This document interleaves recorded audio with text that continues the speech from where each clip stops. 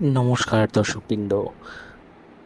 এই মুহূর্তে সবথেকে বড় খবর, 25,753 জন অর্থাৎ প্রায় 26,000-এর নিয়োগপত্র বাতিল করল কলকাতা হাইকোর্টের ডিভিশন বেঞ্চ। চলুন সে খবর চট করে দেখে নেওয়া যাক। সবথেকে লেটেস্ট খবর এবং সবথেকে প্রথম খবর আমাদের এখানে পেতে বেঙ্গলি নিউজ চ্যানেলটিকে সাবস্ক্রাইব কিন্তু করতেই হবে।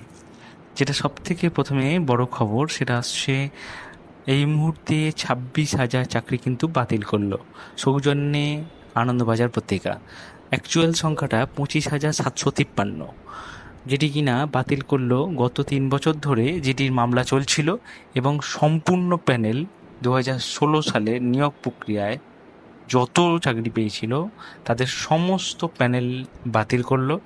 শুধু তাই নয়, এক্ষেত্রে 2016 সাল থেকে যারা যারা যা মাইনে পেয়েছেন তাদের সুদ সমেত আগামী 4 সপ্তাহের মধ্যে বেতন ফেরত দিতে বলা হয়েছে, 12% করে সুদ সমেত।